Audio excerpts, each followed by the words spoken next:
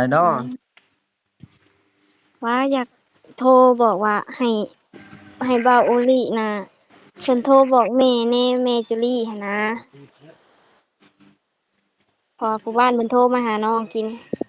โอ้พ่อบ้านนะบ่โทรมาว่าอันมีผู้มาเอาแล้วดินนะแม่นมีผู้จองแล้วเพิ่นว่ามีกโอ้ระถาเพิ่นโอนเงินมาให้ผู้จองนะอยู่ใกล้บ่หรือว่าอยู่อันอเมริกาหรือว่าอยู่อันเวียงจันทน์ใช่ดอกเพิ่นอยู่ไทยเพิ่นเฮ็ดเวียกอยู่ไทยอันนี้ก็บ่ฮู้กันได้ยินเพิ่นบอกว่าถ้าเพิ่นโอนเงินมาให้ซื่อๆหั้นนะเพิ่นโทรมาบอกน้องโอ้พ่อบ้านหากระโทรกินนี้แม่นเพิ่นโทรเพิ่นกินเพิ่นได้ยินแต่ได้เพิ่นบอกว่าเพิ่นสิโอนเงินมาให้ก่อนหั้นนะโอ้ว่ามื้ออื่นบ่หรือว่ามื้อใดหั้นนะ เราก็บ่ได้ถามรายละเอียดเนาะบ่เพราะว่าทางเพิ่นบ่มีสัญญาณได้วางเพิ่นเฮ็ดเวียกพู้นอืมแต่ว่าเจ้าโทรก็บ่ติดโทรหาเอื้อจุลีเนาะบ่ติดน้องโทรบ่ติดอืมอืมเบิ่งวางก่อนซะนะค่อยสิโทรหาเอื้อจุลีก่อนเทื่อติด โอเคโอเค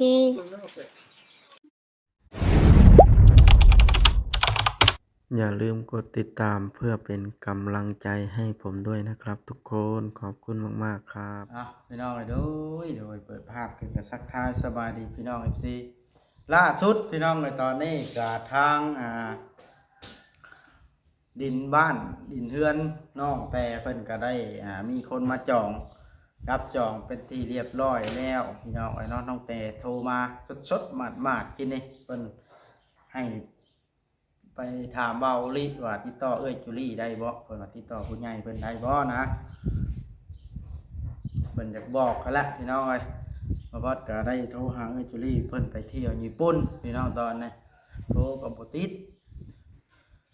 อ่าก็ดีใจนำพี่น้องเอ้ยตั้งแต่เพิ่นก็ว่าสิมาพี่น้องเอ้ยมาเซ็นอหย่างนะเส้นใบซื้อขายแหละเพราะว่าทำอาชีพอยู่น้องแต่น้องเส้นแต่มาเส้นมอบเส้นนั่นจังสิได้ขายพี่น้องทางในบ้านเพิ่นบอกไปแนวนั้นพี่น้องเนาะเอาเพื่อบ่เป็นการชักช้าเสียเวลา กะอันนั้นไปเบิ่งไปส้มไปพังตอนที่น้องแต่เพิ่นโทรมากันเลยพี่น้องไปบ่ได้เปิดกล้องซ้ำรอบนี่ไอ้น้ออืมว่าอยากโทรบอกว่าให้เบาโอลินะเพิ่นโทรบอกแม่แน่แม่จุลีหั้นนะพอผู้บ้านเพิ่นโทรมาหาน้องกินโอ้พ่อบ้านนะบ่โทรมาว่าอันมีผู้มาเอาแล้วดินนะแม่นมีผู้จองแล้วเพิ่นว่ามีกโอ้ระถาเพิ่นโอนเงินมาให้ผู้จองนะอ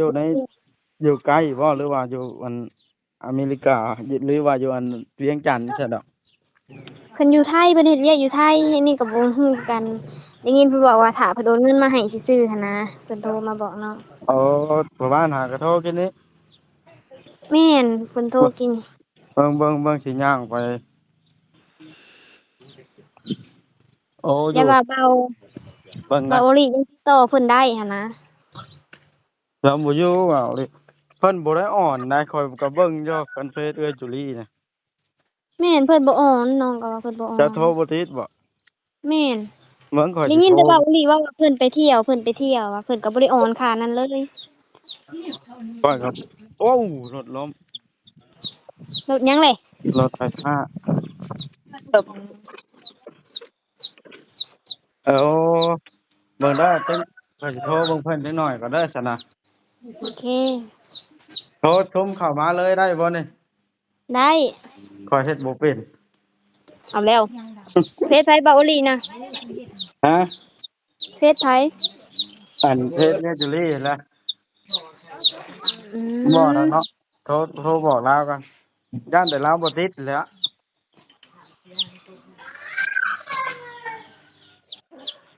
ราคาก็ซ้ำเว้ากันแล้วเพิ่นบ่ได้ถามเพิ่นบ่ประมาบ่ณน่ะบ่ได้ถามเพิ่นเพิ่นเว้าว่ามีคนจองแล้วแม่นจำนั้นแล้วเนาะเฮ็ดหยังก็ไกลเด้อนี่ห้องสนั่นอยู่ ไก่น้อยหมูมันไตปลาเออจ้างเป็นลิเจ้าได้จ้าบนสิลงมามื้อใดใส่น้องแต่ ถ้าเพิ่นโอนเงินมาให้เพราะว่าพวกเพิ่นซื้อดินน่ะนะผู้ชื่อดินน่ะสิโอนมาก่อนบ่ได้น่ะแม่นผู้ซื้อดินน่ะโอนเงินให้ผู้บ้าน อ๋อโอนได้บ่หลายปานนะจักแล้ว ยากได้คู่มือนี่บ่ได้คือแตะกี้เว้ยโอนเงินจากฝั่งไทยมานะ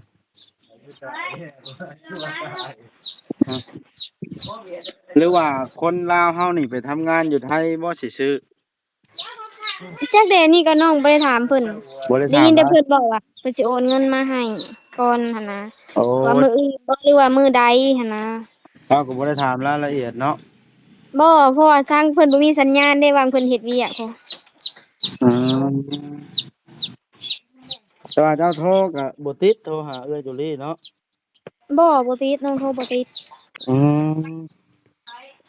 อืมๆเบิ่งวางก่อนซะนะค่อยสิโทรหาเอื้อยจุลีก่อนเทื่อติดโอเคโอเค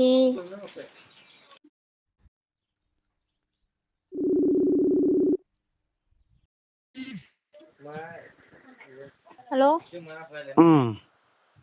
โทรติดอยู่บ่โทรบ่ติดซ้ำเพิ่นอืมเพิ่นนอนน่ะมาช่วงนี้หรือเพิ่นยังตอนไปเที่ยวอยู่จักดิเอาบ่โอหลีเพิ่นไปไสจ้ะบ่บอสบ่เห็นนะฮะเห็นแต่เมียเพิ่นบ่ได้ถามเมียเพิ่นว่าซะอือเมียเรานอนอยู่กับลูกแล้วอ๋อเพิ่นไปถ่ายคลิปเพิ่นแล้วเนาะจะไปถ่ายเท่าไหร่คือว่ามาแล้วผมมาเห็นเพิ่นไปอันพุ่นได้ผมมาไปบ้านดอกบัวแง้วพอ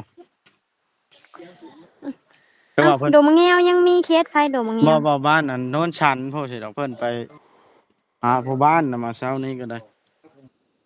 อืมเพิ่นบ่อันนั้นครับเพิ่นแล้วติดต่อเพิ่นได้เพิ่นแล้วซั่นนะอยากบอกอืเพิ่นว่าแนมวใดอะนะเอ้าเพิ่นอยากเพิ่นก็อยากรู้ว่าได้ขายแล้วบ่แนวนี้หั่นนะโอ้มีก็บอกว่าผู้บ้านบอกว่ามีคนจองแล้วอันนี้หั่นนะคัน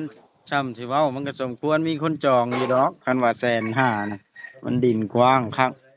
พื้นที่ก็ดินแม่นหั่นแหละมันก็แนวปลูกนั่นปลูกนี่เนาะดินมันงามเด้อยู่นั่นบ่แม่นเว้าได้มีกับผู้เพิ่นไปถมทานจั่งใดอยู่เพิ่นบ่กวดละเอียดซื่อปลูกหยังก็พอปลูกเนาะๆแม่นปีนั้นน้องปลูกถั่วดินน้องได้บักหลายเนาะปลูกถั่วดินในเดินเฮือนนะแม่นอืมอืมปลูกในปะถั่วดินได้ตะกี้อยู่นั่นน่ะอืมก็ถือว่าขายได้ไวเติบเสียนะหาก็อันนั้นเนาะขนาดบ่ได้ประกาศออกว่าขายได้นี่อือมันแบบพื้นที่มันแนวจากซื้อเฮ้ยเนาะแม่นพื้นที่มันงามอยู่นั่นน่ะคันแม่นว่าว่าแม่นไงคันแม่นว่ามันบ่มีหรอกมีเรื่องอะโอ้ยน้องก็อยากมาอยู่หั่นนะอยู่แม่นมันนั่นน่ะบ่มีปัญหาหยังเนาะ แม่นมันบ่มีปัญหาแม่นบ่ร้อนหั่นนะ เอ้ยดีใจแล้วซะได้บัดนี้ล่ะอืมคำเพิ่นสิซื้อให้มาซื้ออยู่ดงมะแง้วนี่ก็แฮงเหมาะเลยพอจ้อยแม่นพอจ้อยเจ้ามามื้อนั้นก็มาอันเว้าเรื่องทุกข์หั้นนะอืมมาหานอนเฮือนผู้อื่นซื่อๆนอืมอนเฮือนคนหูจักแม่นนั่นแหละมันก็บ่คักปานใดบ่มีเฮือนลูกเต้าตัวเองเนาะแม่นก็คือน้องอยากเมื่อแล้วมันบ่มีเรือนตัวเองเลยน้องบ่อยากเมื่อปานใดน้องก็ไผสิมาใกล้เป็นเนาะ อือฮึก็รูปแบบบ่แม่นว่าเว้าได้เฮาบ่มีเรือนมีชานน่ะหมู่ก็บ่เห็นหน้าเฮาเป็นหมู่ซ้ำบ่แม่นว่าเว้าดอกแม่นแล้วแนวมันแหละนะกฎอืมของมนุษย์อยู่แล้วการแบบนั้นน่ะมนุษย์เฮาถ้าเรามีแน่ก็ใครก็จะเกินใช้แม่นอืม บ่มาบ่มือดองอะยังจักมื้ออีกมืออีก2 มื้อมื้อที่3ก็แม่นแล้วนี่เก้าค่ำนี่อ๋อน้องแต่มาโอนเงินค่าน้ำมันรถมาน่ะจัก1ล้านเฮ้ยขนาดเงินแล่นไปนะเงินเมื่อนี่เงินเมื่อยังสิขอนำบ่าวบอสเลยนี่เงินมาอันเส้นค่าดินนะบ่เออข่อยเอามาแล้วใช้เนาะว่านี่น้องแต่ 2คนก็บ่แพงดอก1,000ค่ารถนะเอ้ยผู้หนึ่ง300,000พู้จ้างหั่นมาได้ผู้หนึง300,000ฮอดบ้านขี่รถ้าแม่นถหยังว่าลงอยู่แม่นลงอยู่ซิโน่น่ะ200,000ขี่รถหยังมา รถมี บอกน้องมิกนะเทื่อกะบอกน้องอันบอยนะมาลงอยู่ที่โน่น่ะมันจังบ่เบิดหลายก็จิแล่นไปรับไปอันนั้นดอก อันก็แม่นว่าอันนั้นก็ บ่าวลาวเพิ่นบอกอยู่ว่าแม่นมื้อใดอยากมาโทรบอกเพิ่นแหน่ให้ไปหาเพิ่นหั่นนะลาวสิอันนั้นบ่ลาวสิไปรับอยู่ว่างจะอยู่เลยบ่แม่นบ่มานำเราบ่แม่นเรามาเด้ถ้าแม่นเรามาเด้เราบ่มาก็คือจบ บัดมื้อมานี่สิมาจังไดนี่ตกลงว่าน่ะมาเซ็นอันใบเซ็นตายเทื่อน้องก็เมื่อผู้เดียวเพราะว่าเมื่อเซ็นซื่อๆค่ะแม่นว่าอยากเมื่อนำก็เอาเมื่อนำคือเก่าหั่นแหละอืมเมื่อก็บ่มีว่างนอนก็ไปนอนเรือนบ่าวบอสหั่นแหละก่อนโยมาแล้วแหล้วว่างนอนกว้างอยู่ดอกเดี๋ยวพี่น่ะ นั่นแล้ว มากับอันน้องบ่อยเลยเวลามาลิ้นแน่อยู่พี่แล้วเคยมาอยู่อืบ่ มโอ้ยเคยมาหยังกำลังเมื่อแต่ฮอดบ้านโนนสันหั่นแหละเอิ้นว่าเมื่อกะเมื่อบ้านโนนสันจักเทื่อเมื่อ2เทื่อน้องแต่คันมาแบบว่าขายได้ละเพิ่นซื้อให้ดอกแง้วเฮามีหยังกระปุกตู้ปุกหยังอยู่พอได้อันเวลาอันพอจอยมาแต่หันแต่นี่พอได้มาแว่นอนหรือว่าให้น้องมาก็ได้แม่นน้องเขาแม่นว่าบ่แม่นว่าได้แม่นว่าน้องได้ขายแล้วน้องก็ได้เมื่ออยู่บ้านน้องเลยหั่นนะอ้าวมาอยู่เลยเฮ็ดจั่งใดน้องบออ้าวยเด้อจ้ะอ้าวเพิ่นก็เพิ่นสิเมื่อแม่นว่าเพิ่นบ่เมื่อก็บ่จักแนวว่าแหล้วน้องก็ลาวก็เมื่อหั้นแหล้วเนาะคนแนวลาวก็อยู่พุ่นก็หลายคนเนาะอืมอันนี้บ้านเฮาก็เว้าง่ายเฮาก็เว้าง่ายความคิดไผความคิดมันหั่นนะเฮาก็บ่ฮู้ว่าความคิดแนวใดแต่ละคนแม่นแหละบ่ย่านแต่10คนเลยได้อยู่เรือนเดี๋ยวนี้อยู่เฮือนอันว่างเจ้าอยู่ตอนนี้นะแม่นอ่าแต่จักจะกินหยังแต่ละมื้อเนาะน้องแต่เนาะนั่นเว้าแหละตามจริงก็ได้สมมุติซื้อค่ะปลาทูมาโลหนึงแจ้วกินก็ยังบ่อยากอิ่มเลยเนาะ บ่พอกินใครแหน่รูปแบบน้องก็บ่ได้ส่วนหลายน้องกินต้มหมอกต้มหมี่ไปน้องก็แล้วน้องน้องแต่คือเก่งนะน้องแต่เอาเงินไม่ใช้ใช้ซะนะบ่มีแล้วว่าไงนอนก็หมู่มาขายหยังก็บ่ได้ซื้อแล้วเพราะว่าเราบ่มีเงินเด้หาก็บ่ได้ไปหาเนาะแม่นนั่นแหละแต่ละมื้อบ่ได้หยังอืมบ่แล้วก็เงินอันแบบว่าผ้าเล็กออกน่ะอันปีใดก็เพิ่นกำหนดให้นะเพิ่นว่ากำหนดให้8เดือนหาปีหนึ่งเพิ่นว่า8 เดือนหาปีหนึงแม่นแล้วเกี่ยวข้าวนะบ่าวแล้วได้จักเดือนแล้วซั่นนี่เอ้าน้องเมื่อก็ไล่นั่นก็เดือน12เนาะเดือน12ลาวบ่หรือว่าเดือน11นี่แหละน้องเมื่อนะ อืน้องมจื้อแต่วันที่27นี่บ่ประมาณนี้เลยอืมมันก็วันที่27 22นี่แหละบ่ทันฮอดอัน4 เดือนซ้ำแม่น3 เดือนนี่บ่กำลังกำลังสิฮอด3เดือนปลายเออถือว่าดีเช้าไว้อยู่เจ้าก็ได้ข้อยเห็น อืมข้อยเห็นนั่นคนบ้านข้อยแข่งฮักเป็นปี2 ปีจังหยะจังย่างได้เส้นเล็กบ่อืดามเล็กนี่แหละอืบ่มง่ายปานใดเด้อ น้องอะเห็นว่าตอนน้องนั่งหึงน้องก็ลุกบ่ได้เด้คันว่าแล้วก็น้องแต่ หึ คันสมมุติว่าเจ้าบ่ลงมาเซ็นเด้ใบตาดินนะก็บ่ได้แล้วเพราะใบซื้อขายอยู่น้ำน้องเด้เดี๋ยวนี้อยู่น้ำเจ้าบ่ใบอันนั้นนะแม่นเออหรือว่าอยู่น้ำพ่อจ้อยบ่แม่นเนาะบ่ตะกี้อยู่น้ำเล่าแล้วน้องเอาไว้เองบัดนี้อ๋อสบายอยู่เพราะว่าแต่เจ้ามันมีแต่ใบซื้อขายซื่อมันบ่ได้มีใบตะดินมันแบบว่ามันบ่ทันเฮ็ดใบขอบทองนะเนาะโอ้ยน้องสิเฮ็ดแล้วเพิ่นบ่ให้เฮ็ดอืมช่วงเพิ่นลงมาเฮ็ดตอนนั้นเท่าไหร่ว่า3 ล้านผู้ใดเฮ็ดใบตะดินนั่นกับใบขอบทองนะบัตรอันนั้นบัตรอันเจ้าของไม้เพิ่นซื้อไปจังให้เพิ่นเฮ็ดเอาเนาะแม่นให้เพิ่นเฮ็ดเอาบัดนี้แบบว่าเจ้าต้องมาเฮ็ดเอาใบขอบทองอยู่พี่บ้านน่ะอยู่ดงมะแง้วพี่กันซื้อได้อยู่พี่ก็แม่นมันจะง่ายเนาะแม่นหาแล้วมันจักสบายอันนี้เขามีแต่ใบซื้อขายซื่อๆหั่นนะอืมข้อยก็อยากไปรับอยู่น้องแต่ไปรับเจ้าอยู่โอ้พุ่นน่ะยมันหักช่วงคือน้องเว้าหั่นแหละด่านมันหลายบ่าวเอ้ยใบขับขี่ข้อยบ่มี นั่นแหละด่านหลายเลยได้ค่ามาฮอดนี่แถวอิหยังวะปากช่องบ่แถวปากช่องลงมานี่ก็มีเลย2-3ด่านเขาบัดสิมาฮอดบ้านอีกบัดนี้เสียด้านให้อันเพิ่นปรับด้านละอันด้านละ50ด้านละแสน50ด้านละแสน3ฮอดพอดีทั้งค่าน้ำมันทั้งหยังนั่นเนาะข้อยก็อยากเฮ็ดอยู่บัดขับขี่ตั้ง2,000,000ปลาย2,500,000ต้องอืมเก็บเงินก็เพื่อสิไปได้ฮอดพุ่น2,500,000 2,000,000ปลายก็โอ้ยเพื่อสิเก็บได้เงินแต่ละพันอ้าวคันสมมุติเฮ็ดอันหนึงเพิ่นวิทย์อันหนึงเลยน้องแต่เอ้ยเจ้าเฮ็ดคือเจ้าเฮ็ดใบขับขี่นี่เนาะผัดวิทย์ซะทางครอบครัวเจ้าบัดนี้วิทย์ใช้จ่ายทางครอบครัวน่ะคุมื้อก็นี่บ่มีอีกคุมื้อนี่อายเว้าความจากอายตัวเองเงินเดือนปุ๊บเงินเดือนยูทูบออกมากลายไปผ่อนรถเกลี้ยงอืมอ้อถามแหน่เดือนหนึ่งเท่าไรเจ้าได้เดือน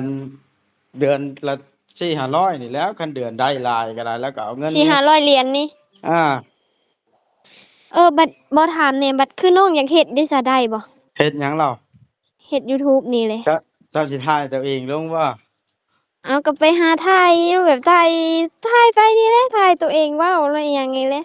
เป็นบ่เนาะว่านี่ก็ได้เบิดทุกคนแหล้วใครอยากเฮ็ดก็ได้บ่อยากลองเบิ่งหันนะเจ้าก็อ่านหนังสือได้อยู่หรือว่าเจ้าก็ได้โตได้โตบ่นี่แหละเนาะอยู่ได้ตัวบ่บาดนี่อืมเอาน้องชายจะเด้เพิ่นอยากเฮ็ดฮะเพิ่นว่ามื้อนี้ให้บ่าวบอสเฮ็ดให้กว่าเพิ่นว่าไผตั้งช่องให้เจ้าเบาลิจักปีแล้วเจ้าเฮ็ดมานี่มันหยอด2-3ปีแล้ว จักปีจังได้กินเงินเดือนบัดนี้เดือนหนึ่งก็ผ่านแล้วคันมีคนเบิ่งหลายจักเดือนจะผ่านข่อยปีหนึ่งข่อยจังผ่านอืมน้องก็อยากลองเฮ็ดเบิ่งอยู่เมื่อยอ๋อคนคันเฮ็ดก็พอเฮ็ดอยู่น้องแต่ถ่ายอัปเดตชีวิตประจำวันตัวเองให้อันเท่าอันน้องบอยเพิ่นนะเป็นมือกล้องให้ไปหากินหาอยู่ก็ถ่ายใช้ชีวิตแบบใดก็ถ่ายให้ FC เบิ่งแบบนี้น้องเพิ่นน่ะเพิ่นยังแบบคือเมื่อกี้นี้เพิ่นก็ว่าเมื่อกี้นี้เนาะช่วงน้องยังบ่ได้เป็นหยังเพิ่นบ่ฮู้ซ้ำบ่าวบอสใช่บ่าวบอสใช่บ่าวบอสเพิ่นว่า อ้าวว่าพอดีบอกเนาะบอกบ่าวแล้วก็พอดีบ่าวค่าเวียกนำเฮ็ดบุญนำพ่อเนาะจักกันเนาะแม่นตอนนั้นนะแล้วค่าก็ถึงเฮ็ดเวียกมื้อวันอาทิตย์ตอนแรกน้องก็ถึกรถต่ำแล้วก็บ่ได้เห็นกันเลยเห็นกันตอนพี่บัดนี้คืออยู่ห้องหมอแม่นข่อยไปเยี่ยมเจ้าอยู่ห้องหมอเพิ่นก็ยังบ่จักข่อยซ้ำ อืมเห็นบ่บ่ายแต่เพิ่นฮู้จักวันนี้เพิ่นหยอกเนี่ย อ๋อมีความคิดอยากเฮ็ดยูทูบบ่เดี๋ยวนี้น้องแต่แม่นอยากลอืองเบิ่งมหั่นนะเกิดชาติเดียวเฮ็ดมันเบิดโลดอิหยังกะโทรศัพท์รุ่นใดเจ้าเฮ็ดน่ะรุ่นยังแหน่เฮ็ดได้ได้คู่รุ่นนั่นแหล้วว่าเพิ่นรุ่นใดเจ้าใช้เดี๋ยวนี้น่ะน้องใช้แหละ iPhone ป๊อดโตมันแฮ่งแจ้งแล้วกอง หากน้องคาแม่นว่าน้องสิไปถ่าย YouTube น่ะน้องต้องได้ให้เขาไปเซตกล้องให้ก่อนกล้องน้องมันมัว อืม iPhone นี่เพิ่นรูปแบบมันร้อนไวน้องว่ามันเปลืองแบตรูปแบบถ่ายมันก็สิคักอยู่โอ้คราวเดียวเบิดรถแบตคัน iPhone อืมมันก็สิเปลืองแบตกว่าอีกแบตก็อิงตามนะของแต่ว่าซุมอ้ายใช้แต่ละคนมีแต่ Samsung แก๊งนี้อืนะมชื่อราคา 13,000ตั้งแต่ปีกายนี้อืมตัวนี้นะน้องก็รูปแบบน้องก็อยากลองเฮ็ดเบิ่งหั่นน่ะ iPhone มันก็นอกจากเฮาซื้ออันนั้นเนาะซื้อรูปแบบแบตสำรองไว้เนาะอืมก็เฮ็ดอยู่คันเจ้ามาอยู่แถวนี้จังเฮ็ดมันจังไกลคนจังได้ถาม แม่นรูปแบบคือบ่าวไปลิ้นนำนี่ก็ถ่ายเอากันเองหั้นแหละ คือเจ้ามาก็มาอันสมมุติได้ดินอยู่ตรงเนี้ยเฮ็ดเฮือนเนาะอืมแบบเจ้าเคยเห็นบ่น้องลาตรีน้องลาตรีเคกับยเคยผัวเราเคกับยเคยเพิ่นไปลิ้นน้ำน้องอยู่ช่วงเพิ่นยังบ่เอาผัวกับน้องลาตรีเว้าแต่น้องอยู่คำนี้นะเนาะเมืองสันฮู้อยู่เนาะเจ้าก็ได้โอ้เพิ่นไปลิ้นน้ำน้องอยู่เพิ่นไปกับอ้ายเพิ่นน่ะไปกับอ้ายพามีเพิ่นน่ะอ่าเราก็ยังเฮ็ด YouTube แล้วถ่ายชีวิตประจำวันกับผัวเราเจ้าก็ต้องเฮ็ดแม่นแบบนั้นบาดน่ะเฮ็ดซอกเฮ็ดสวนปลูกผักปลูกมีอืมไปหาหน่อไม้แกงหรือว่ามานี่กิน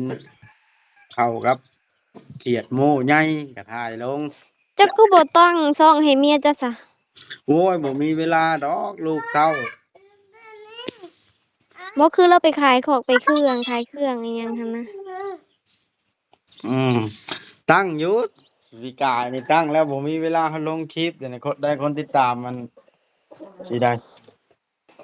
400-500คนหนึ่งแล้วล่ะอย่าลงคลิปก่อน อืม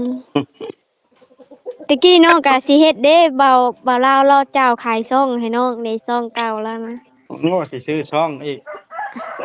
บ่ตอนนั้นพูดเราแบบเราก็อยากให้เฮ็ดแน่นะน้องก็อยากเฮ็ดแน่แล้วผัดอืโทรมศัพท์น้องก็ผู้ที่ตายไปบ่ได้เฮ็ดเฮียนตัดคลิปตัดอย่างเป็นแล้วบ่ ยังแล้วยังบ่ได้เฮ็ดจักเทื่อจะไปเฮียนนำเจ้านั่นแหละชวนน้องบอยมาเฮียนเด้อ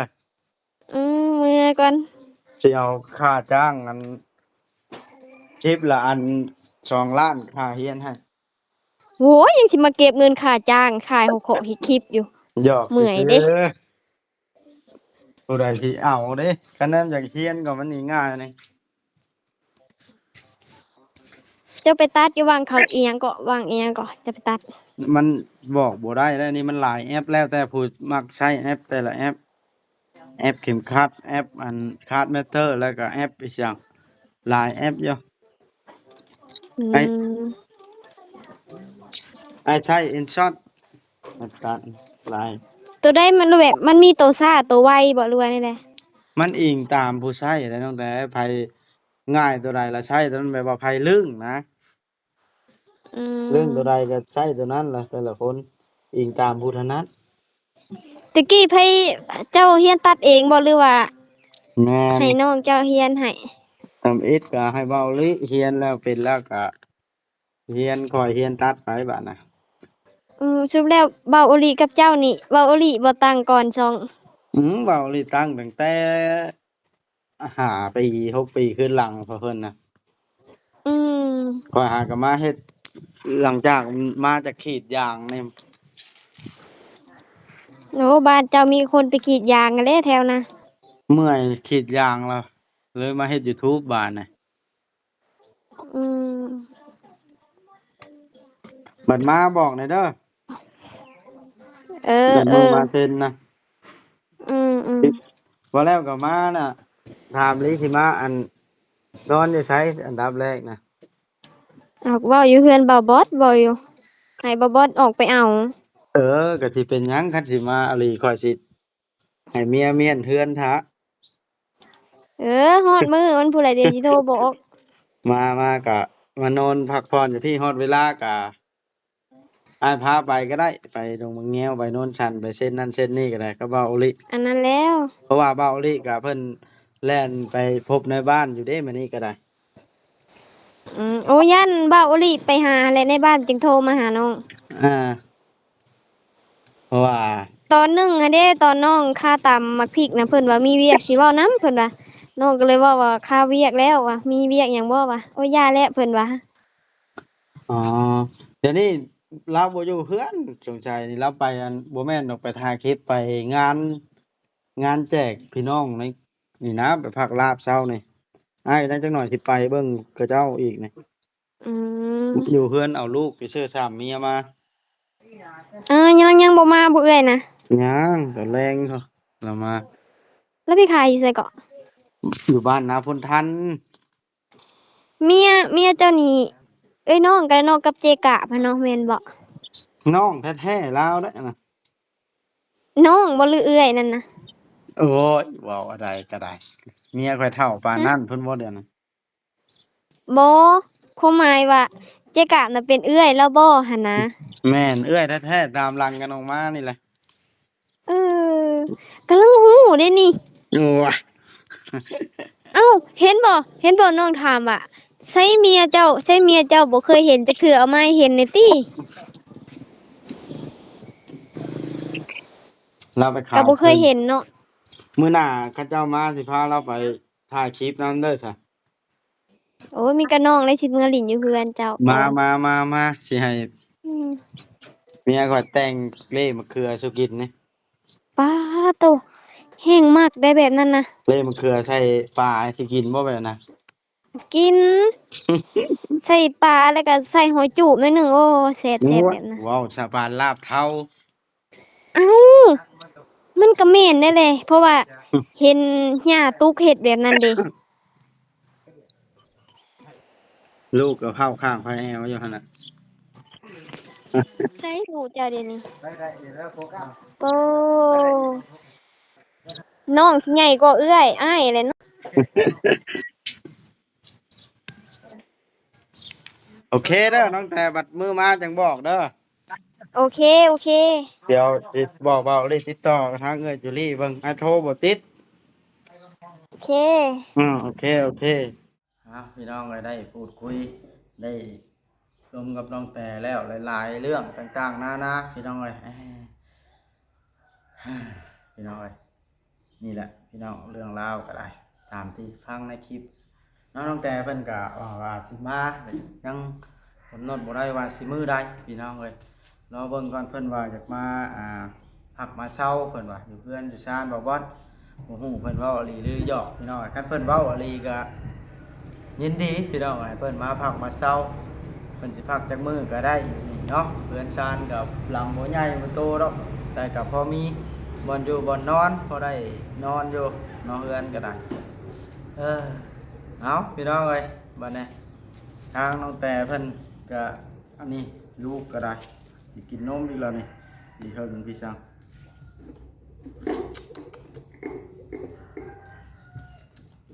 เดี๋ยวกินแต่นมนี่แหละโอ้ทาง เดี๋ยวอย่าเฮ็ดลูกเอาโอเคบัดในคลิปนี้ก็ได้พี่น้องสิได้จบซ้ำนี้แหละมีหยังคืบหน้าหรือว่ามื้อหน้ามื้อในสิได้แจ้ง FC อีกเทื่อนึงเอาลูกเอาลูกก็ยังกินนมอยู่พี่น้องเอ้ยง่ายแล้วก็ได้โอเคบ่าได้จังพบพ่อกันในคลิปต่อไปสบายดี FC นั่นได้กินนมก็ได้ลูกสาวแม่เพิ่นบ่อยู่มื้อนี้ได้อยู่นำพ่อ